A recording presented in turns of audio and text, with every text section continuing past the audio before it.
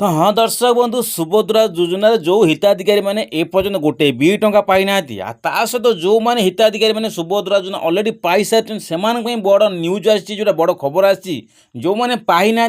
देखूँ जो मैंने पाई सारी से निश्चित देखूँ कहीं आगामी दिन में मैंने मार्च मास 8 तारिख दिन सुभद्रा योजना टंका आसूची तो से आपर सुभद्रा योजना टंका सबू हिताधिकारी कौन कौन सब अपडेट करेंगे जो आप देखिपारे तो गोटे बैनर अच्छी आप देखते सुभद्रा योजना पाइबा हिताधिकारी को चारोटी जिनस सुनिश्चित करा पड़ो जो जो पाई न पाई समस्त को मार्च 8 तारिख दिन कौन अपडेट अच्छी पूर्व आप कौन सब अपडेट करेंगे ये अपडेट आप निश्चित करूँ ना आपको सुभद्रा योजना गोटे भी टंका मिलनी तो से कौन सब अपडेट करूँ कौनटा जानापी भिडियो शेष देखले सबकि अपडेट पाइपर जदि आपने चैनल को नुआ कर तेज चैनल को लाइक एंड सब्सक्राइब करूँ बहुत सारा भल पाइबा दिखाँ कहीं चैनल को सब्सक्राइब कले नुआ नुआ नोटिफिकेशन भिडियो सहित आप नुआ नुआ अपडेट पाइपर तो सर्वप्रथम देखो कौनटा अपडेट आसी तो आप जानते मार्च मास 8 तारिख दिन सुभद्रा योजना टंका आस जो समस्त को माने प्राय देखो जो मैंने सुभद्रा योजना टंका पाई सारी से सुभद्रा टंका आसो 5,000 टंका जो मैंने टोटाली आदौ पाई ना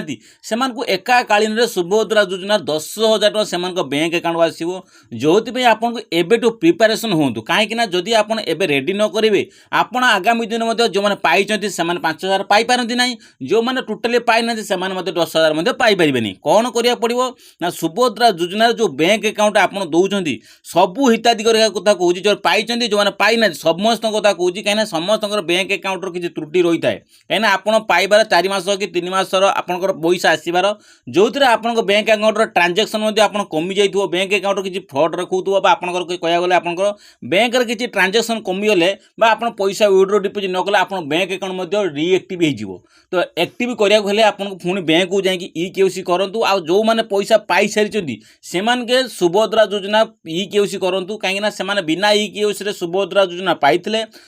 सीएससी सेंटर जा बायोमेट्रिक ऑथेंटिकेशन देकी इ केसी करूँ ता सहित जो मैंने पैसा पाई सारी से बैंक अकाउंट जा रिचेकिंग करूँ बैंक एक्टिव अच्छी कि ना कहीं किसी दिन पूर्व आप देखिए बैंक अकाउंट एड कलापर भी से रिएक्टिव मैंने डीएक्टिव हो जाऊँगी तो से आप एक्टिव करें बैंक जाए चेकिंग कर दिन मार्च मास 8 तारिख पूर्व यहाँ रहा जो मैंने सुभद्रा योजना पाई सारी 5,000 लगे से न्यूजटी जो मैंने टोटाली गोटे भी टंका पाई ना से कथा को देखूँ सर्वप्रथम आप गोटे बैंक अकाउंट खोलतु जोटा आपंकर गोटे बैंक अकाउंट थो सेटा पुणी आप डीबीडी बैंक सहित आपंकर आधार कार्ड लिंक देखो आप आधार कार्ड बैंक अकाउंट लिंक हेले कौन हम आप फिंगरप्रिंट दे कौन क्षेत्र में आप जनसेवा केन्द्र हो आपंकर सीएससी सेंटर जो कौन क्षेत्र में आप कौन करें फिंगरप्रिंट देकी आप पैसा विड्रो करेंगे फिंगरप्रिंट देकी पैसा डिपोजिट करेंगे जो कारण आप कौन हम से आधार कार्ड में आप बैंक अकाउंट लिंक हेले सबकि आप डीबीडी जरिए आप पैसा आसीपर और विड्रो डिपोजिट विड्रो हो पार तो से आपंकर बैंक अकाउंट आप आवश्यक जो आपंकर लिंक होता आवश्यक डीबीडी कार्ड मैंने आपंकर आधार कार्ड सहित बैंक अकाउंट लिंक होता आवश्यक बुझिपारे 1 नंबर कला आपन अकाउंट आवश्यक गोटे अकाउंट आवश्यक जो आप डीबी लिंक हो सेकेंड क्वेश्चन गला थर्ड क्वेश्चन हो देखो अकाउंट को डीबीडी सक्षम होता आवश्यक जदि आप आधार कार्ड बैंक अकाउंट लिंक करूँ डीबीडी होता आवश्यक जदि आप बैंक अकाउंट खोलीदे कि डीबीडी कले नहीं से आप रिएक्टिव करने जो मैंने पूर्व 2 मास 3 मास पूर्व एक्टिव कर कौन सी वर्ष आपंकर पैसा देखो अकाउंट एक्टिव थाई से सुभद्रा योजना रिएक्टिव हो बैंक अकाउंट तो से आपंकर पुनर्बार जाए रिचेकिंग कर दिंतु आपंकर डीबीडी लिंक जब किसी फेल देखा आप नुआ बैंक गोटे खोली दे पारे नूतन बैंक खोली मत डीबीडी बैंक लिंक करेंगे सहित जो हिताधिकारी सुभद्रा पोर्टाल लॉगिन करके पद्धति एप्लाई करते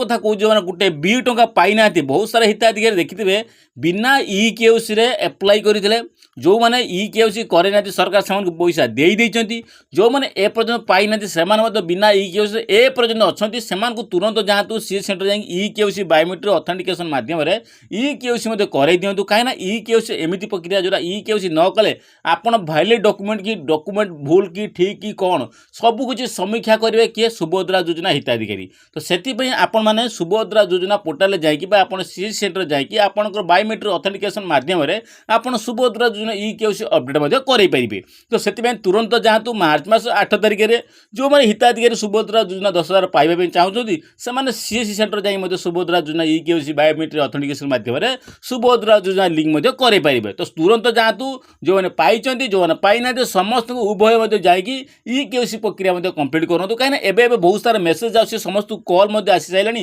ଆପଣ ବାୟୋମେଟ୍ରିକ୍ ଅଥେଣ୍ଟିକେସନ୍ କରାଇ ନାହାନ୍ତି, ଆପଣ ଯାଇକି ବାୟୋମେଟ୍ରିକ୍ ଅଥେଣ୍ଟିକେସନ୍ ପ୍ରକ୍ରିୟା ମଧ୍ୟ ସମ୍ପୂର୍ଣ୍ଣ କରନ୍ତୁ।